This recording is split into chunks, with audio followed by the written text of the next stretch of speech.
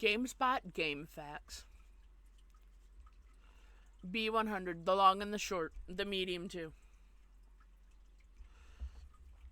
I may have been a bit hasty in advising you not to bother with the prototyping process. If I have spared any detail, it was only to optimize your chances of survival. And if you find yourself begrudging the absence of certain instructions, which if followed would have resulted in your demise, then I guess that makes two of us. Otherwise, you're welcome.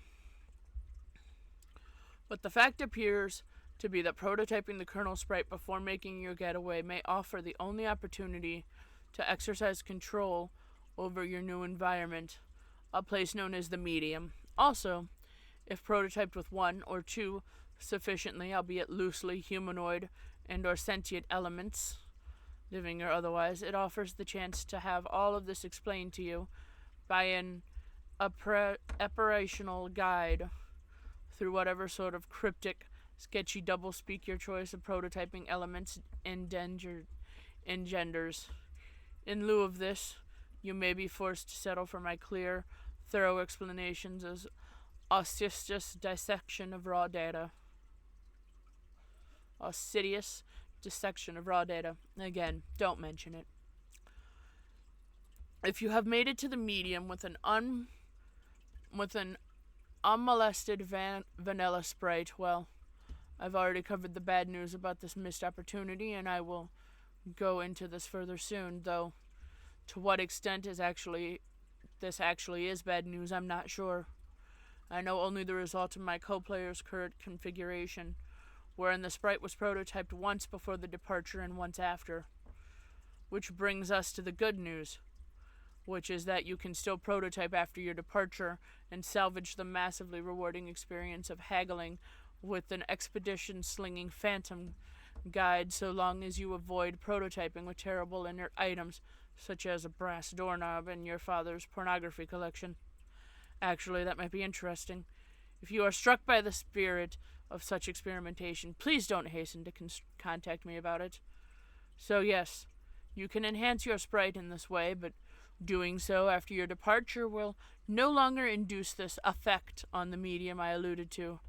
That can only be accomplished with one or more pre-departure prototypings. In fact, we can elaborate there are only so many ways to prototype a sprite. And tiers of prototyping in relation to departure. One before, one after, both after, only one, either before or after, and none.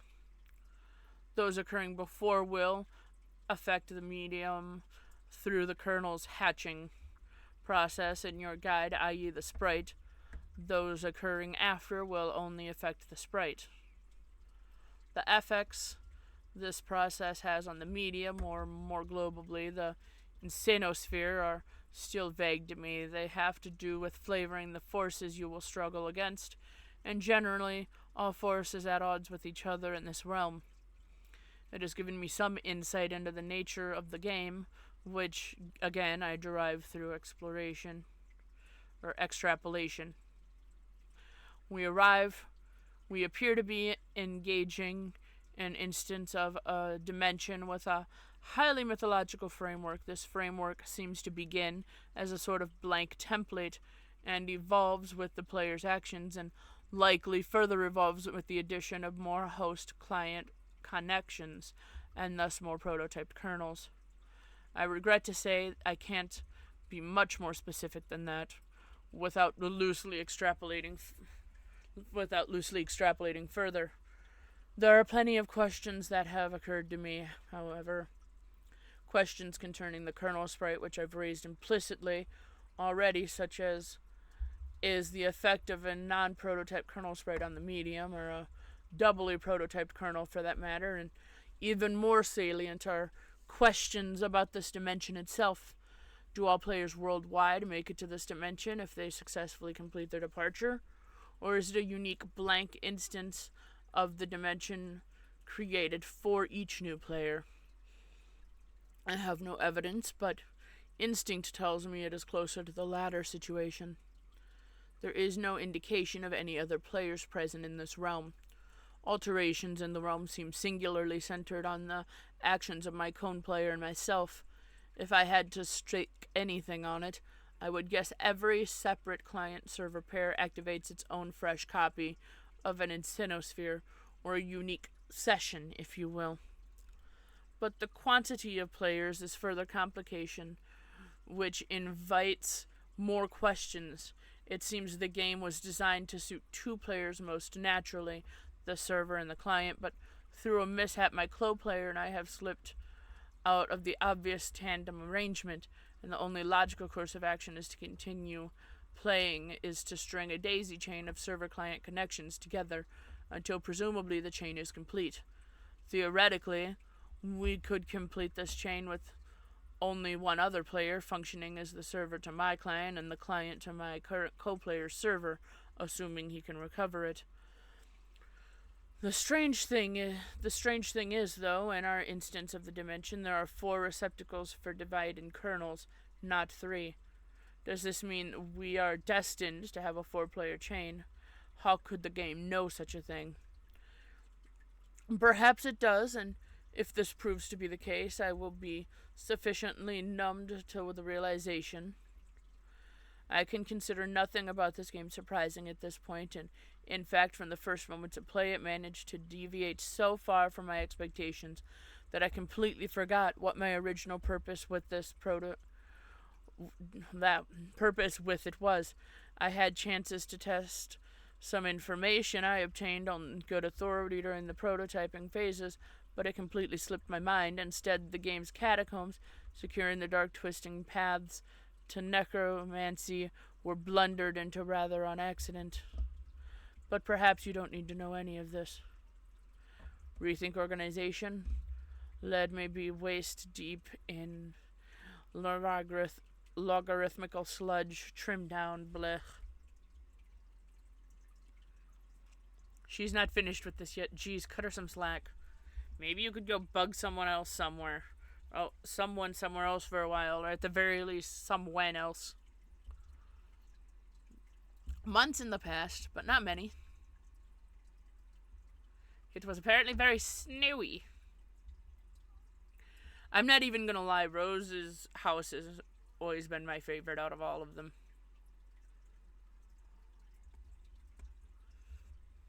I love Rose's house so much. Click click click click click click click click click.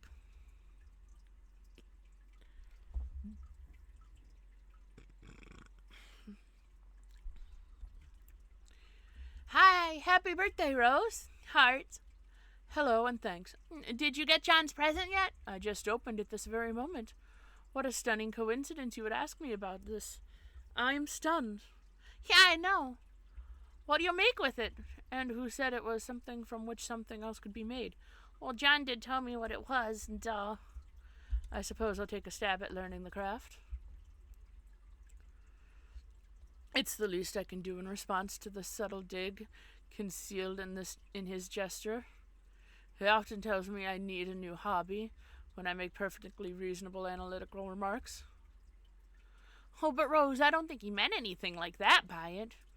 You see, not everyone always means the opposite of what they say when you say the way you do and the way you and Dave always do. You see, not everyone always means the opposite of what they say the way you and Dave always do. Maybe. His birthday is in a few months, isn't it? Yep. I finally finished a present for him. I've been working on it for years. Years? It's so hard to tell when you're joking. Or if you're even capable of it.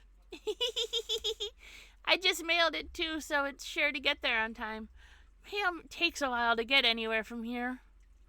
I'll probably craft something with strong sentimental value. That should burn him. I don't think you really mean that. I guess not. So shall I expect a green package dropped to my house via airmail from whatever screwball cranny of the globe you're turked into? No. Sorry, but you're sort of hard to shop for. Besides, I already have something for you today that I think you will like better than something in a box. No. It's a tip. This is already intriguing enough to compensate for the grave security of lavish gifts parachuting from the sky. Please do go on. Did you have a pet a long time ago that died? Yes. Okay, well, how did you feel about your cat? Did you love him a lot? Okay, well, I didn't mention it was a cat, or that it was a male. Let's pretend I'm surprised and you're embarrassed and move on.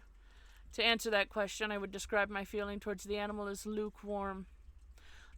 Okay, that's fine. It doesn't really matter, I think, just. What if someone told you you could play a game that would bring him back to life? If someone told me that, I would regard the remark with such a great deal of skepticism. If that someone was you, on the other hand, then I would have to ask preemptively, is that someone you? Yeah, that someone is me. I just thought you might find it interesting. So what is this game? I don't know. I'm just saying as all. I think you'll hear about it later, and maybe you can talk into John and Dave about it. They're all way more into that stuff than I am. I'll see that the word on the street is about it in due time. For now, I should probably order a copy of Knitting for Assholes. It would be a shame if I ran late with John's present.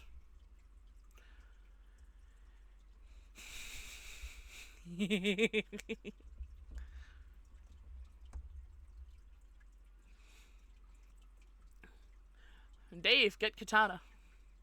You capture log your katana and prepare to venture out into the apartment to retrieve your bro's copy of the game. But first, maybe, just maybe, Dave, retrieve dead bird. Dude, that bird is long gone. Probably won't last long in this heat anyways.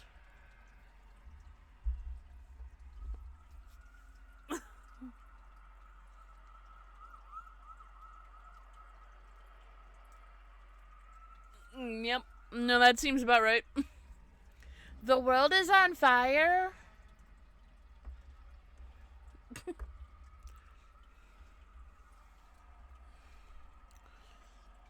You don't even know what's up with this sick heat. Sun threatens to set but won't step off, staring you down like a big red eye and a hot needle skipping on the grove it's tracing around the earth. While lingering in midair, its heat seems to suspend itself, stretching it like warped vinyl. It's meant to rain this season, but there ain't been a drop in sight. Even a little drizzle would help. Might help to fizzle the sizzle a little bizzle. Set the record straight on this global turn tizzle. So don't change the drizzle, turn it up a little. Got a living room full of fine damn brizzles. Fine dime brizzles. Wait on the pizzle, the dizzle and the shizzle. G's to the bizac, now ladies, here we gizzo. When the pimpin's in the crib, ma, drop it like it's hot, drop it like it's hot, drop it like it's hot. English romantic poet John Keats.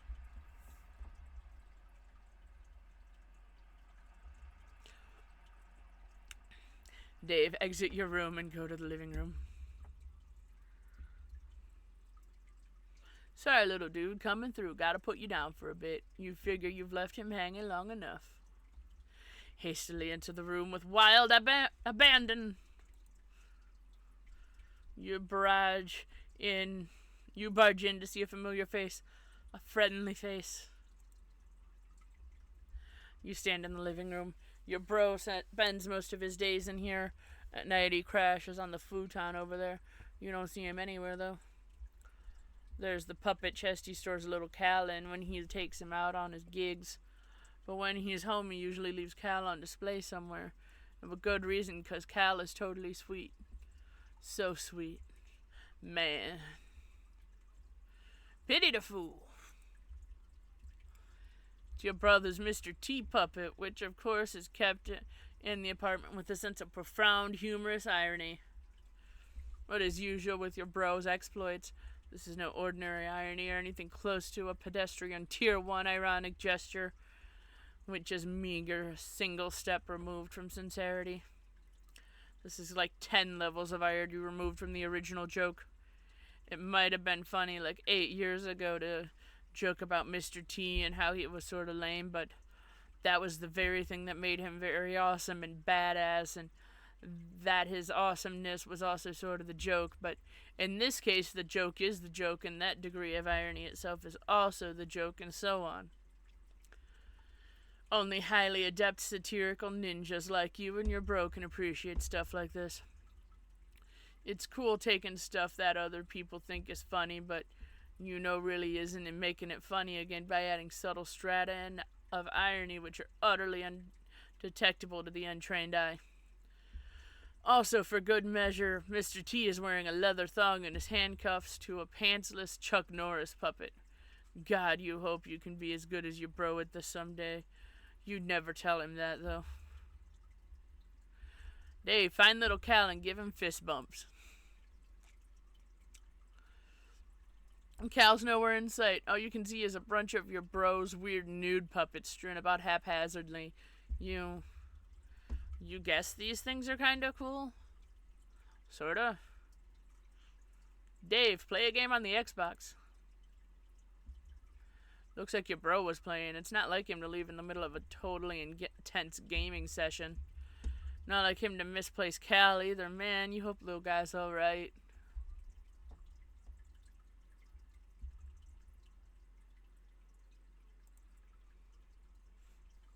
Oh, there you are, dude. Didn't see you there. We be chill today, Cal? Yeah, you better fucking believe we be chill. Cal is the man. Oh, he has a wizard puppet. Oh no. There's a wizard puppet.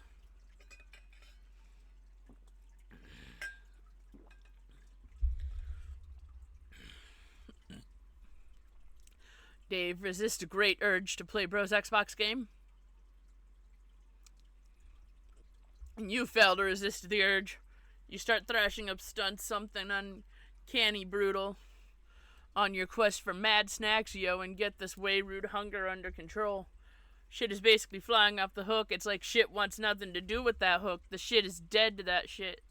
The hook is dead to that shit. But you get stuck in some poorly modeled 3D figure or something, like a railing or piece of the wall. You have to reset. Fuck this shit. Give little Cal a fist bump. Oh man, you forgot. You gotta give the C-Man some props. Dave, check out your bro's sweet gear.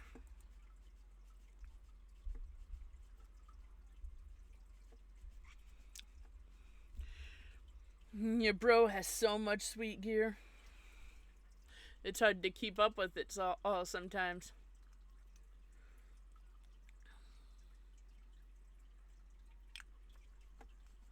He's usually got a lot of stuff cooking up on here at any given moment. Since he's not around, you might as well take a peek.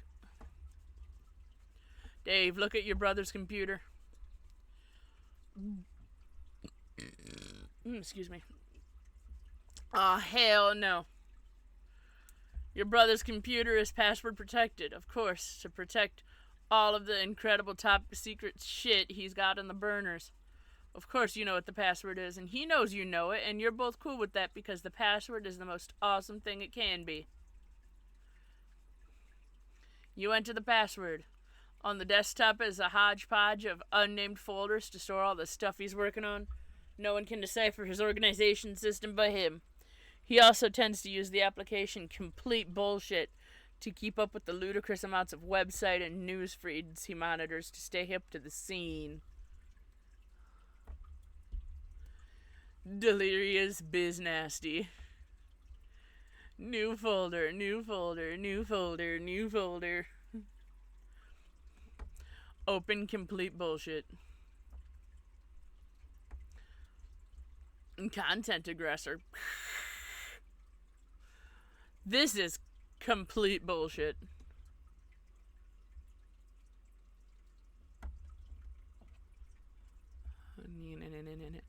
Dave, check if Sweet Bro and Hella Jeff has a sweet update. Your bro keeps up with your projects and his aggressor and his aggrerator. I don't know. Just like you keep up with his. He's tuned into your various blogs, and of course Sweet Bro and Hella Jeff. You navigate to the latest comic and one of the many bullshit feed bands.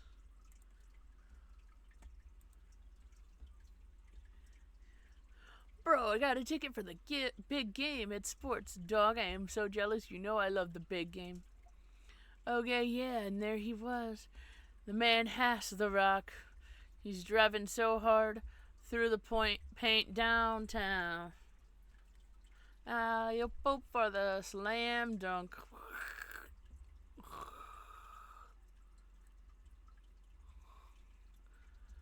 Oh yeah, bitches. Let's make me some money.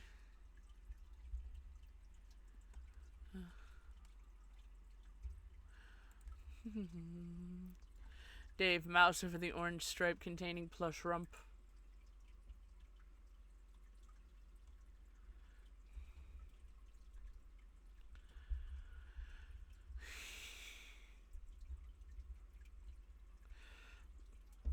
Another one of your bro's many ironic websites of difference. The difference here is he rakes in thousands of dollars a month through this enterprise. Smuppets are a multi-billion-dollar a year enterprise, and it's awfully hard to resist taking a firm squeeze from the plump under of that cash cow.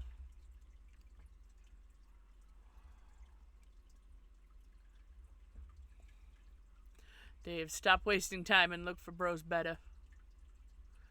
You guess you've messed around in his computer long enough. Better get a move on before it's too late for Rose, or worse yet, your bro catches you. But my God, these rumps, they're transfixing. You know this is ironic and all, and your bro reaches echelons of irony you could only dream of daring to fathom. But on rare occasions when your guard is down, it all seems just a tad unsettling to you.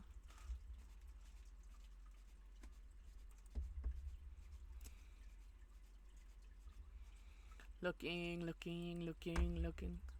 Oh, hey there, Cal. Hey there. Hey.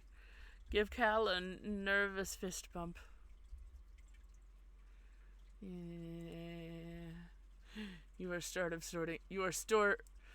to flip the fuck out, without losing your cool, of course.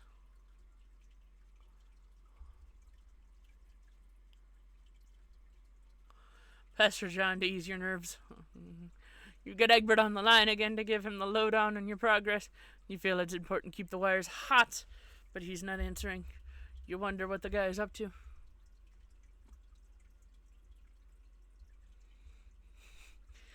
I find it amusing that he's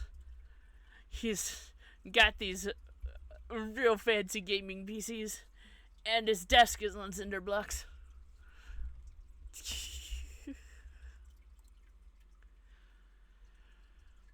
Hey, what is up? What happened with the monster that was totally definitely in your room? Did you kill it? Where are you, man? Anyway, things are cool here, totally cool. Puppets are still awesome.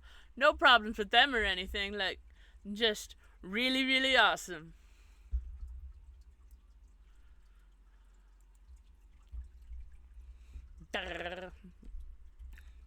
Looks like Rose is finally logged in again. Didn't John say her house was burning down? You wonder if she's on fire yet, or the what? Dave, pester Rose. This is the same one I read earlier. Ha ha ha. Alright, I'm out later. Seconds in the future, but not many. John, what are you doing? Snap out of it. We ought to discuss what your grandmother told you, don't you think? Fine. Enjoy your stupor. I'll go about my business elsewhere. Deploy the punch design X. Removing the piano. Placing this in its stead. John, whenever you read this, you should know I put the shell you collected to use and finally deployed the punch design X. It's in your study. I can only drop it, though. You'll have to be the one to mess around with it and see what it does.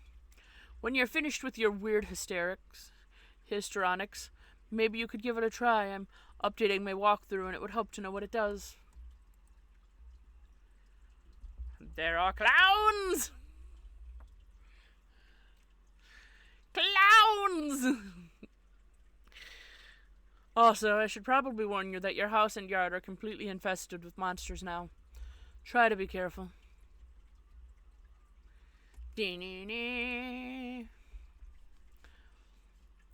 So I can see. Stupid lousy imps.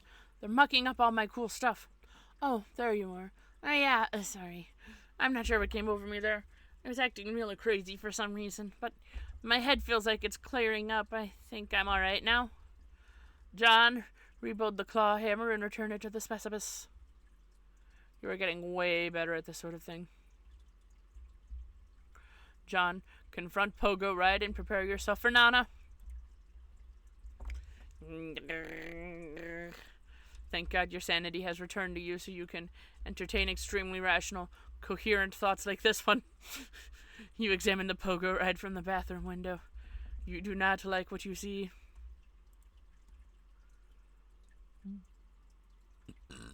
Excuse me. Those sons of bitches.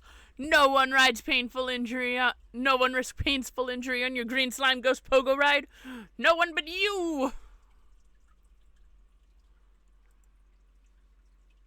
Giddy up. Use arrow keys to do the Pogo Ride.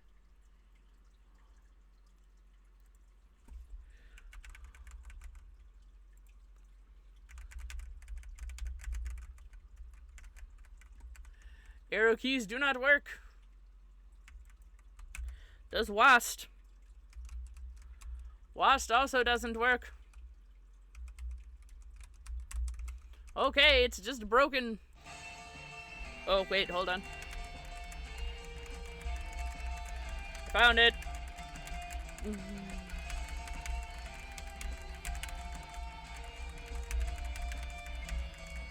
I had to click the button.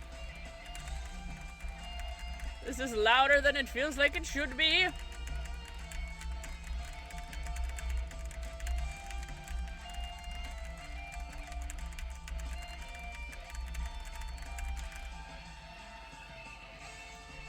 How did I get nothing? Anyway. Apparently I got no things. I don't care. Rose, drop something heavy on one of those imps.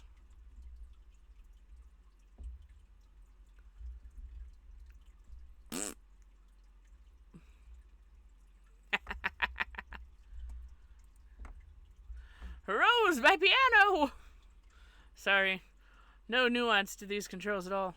I was hoping to bludgeon the imp without letting go of it. Guess I can't really do that. A broken piano isn't the end of the world, though. I guess you're right. You'll need to pick up the spoils in person. I can't interact with the grist. So that means I have to go out the back door.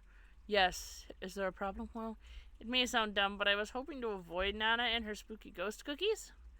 You're right. That does sound dumb. Can you see her in the kitchen? Yeah. What's she doing? Is she baking? You could say that. Are you sure you can't get the grist to me somehow? Maybe. Rose, use Pogo Ride to fling the grist through the window. It doesn't look like the grist is going anywhere. You just never know with these gaming abstractions.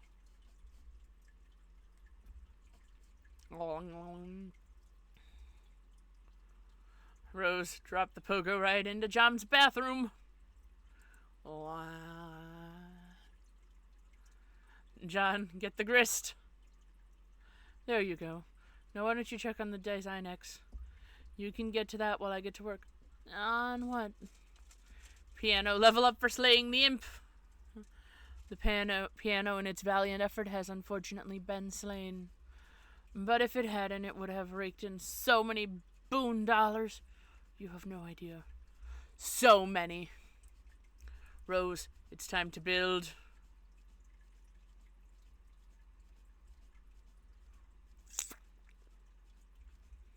Anna said to build, so that's what I'm doing. Oh, yeah. Okay. But this sure is going to take a lot of grist. It looks like you're going to be busy, John. Ugh. Well, what are you building? Stairs. They are fairly expensive, actually. Oh, man. Could have warned you about stairs, Rose.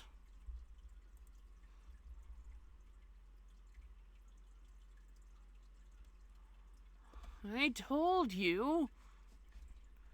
I'll try recouping some of the grist from the catwalk I built earlier. It keeps happening. Good. Looks like I can get a refund for earlier allocations. I told you, Rose. I told you about the stairs. Okay. Consider me fully briefed on the matter of stairs. Now, if you don't mind, it's hard enough to concentrate on this without immersing ourselves in Strider's non sequitur. Did you know he thinks puppets are cool? Does he? He's so dumb.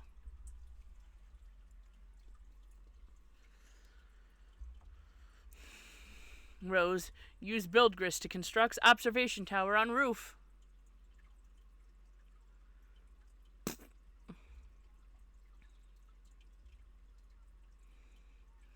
Okay, you obviously don't have enough grist yet for something that ambitious, but you get started with something of a foundation for upward construction at least.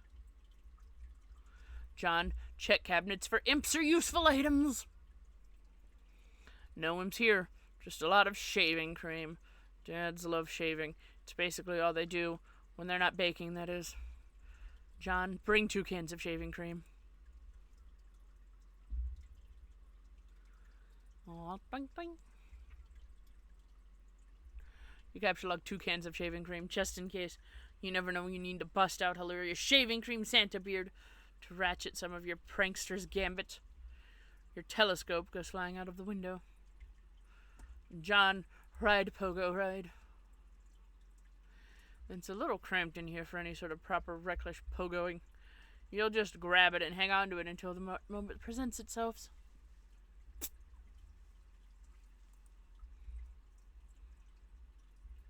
The towel floats back down onto the rack. The circle of stupidity is complete.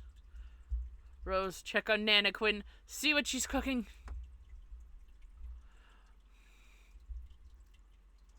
Ma'am!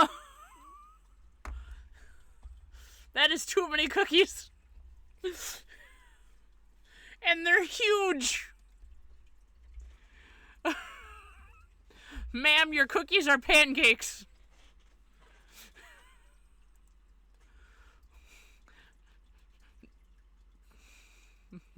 That's a lot of cookies. This imp isn't allowed to touch them.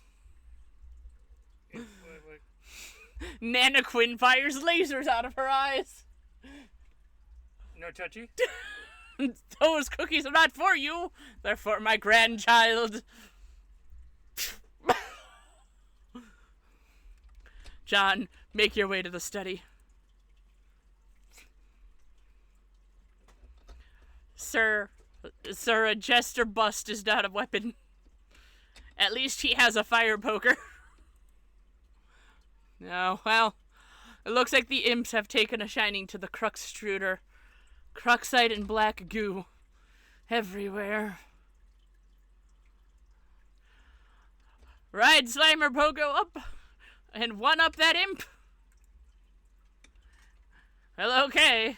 It's not a Slimer Pogo, but you mount it anyway and brandish your deadly ornaments. Ride your steed to victory. Schmeck, schmeck, schmeck, schmeck, schmeck, schmeck. Schmeck, schmeck, schmeck, schmeck, schmeck. This is incredibly dangerous. John, flip the fuck out. Let's see how they like these. Like the old double barrel lather blaster. Whoops, oh shit. Mr. John, respectfully ask that you please stand up.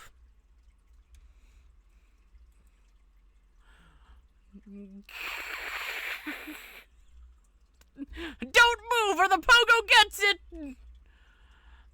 Now, sir boy, flee from this boorish rabble post-haste!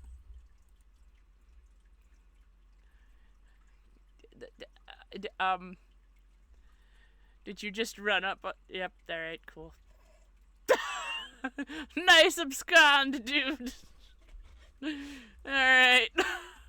Refrigerator, level up for slaying the imp.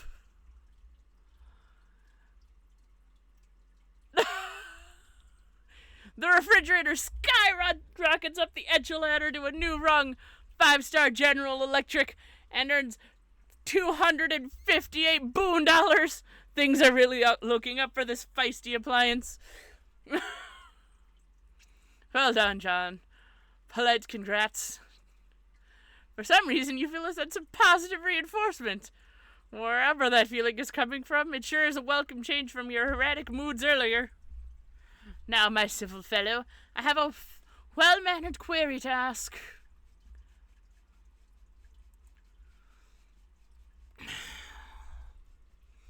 I blocked the entrance to your study to give you some space to work with the Design X. John, imp's behind you. Should I take care of it? You trapped your PDA again, didn't you? Why did you have to pick up all of that stupid shaving cream? So pointless. Rose, drop something heavy on one of those imps.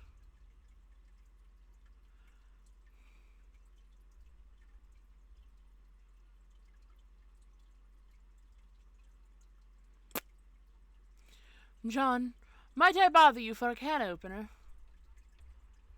Oblivious to the commotion behind you, suddenly you find yourself pondering the whereabouts of a can opener.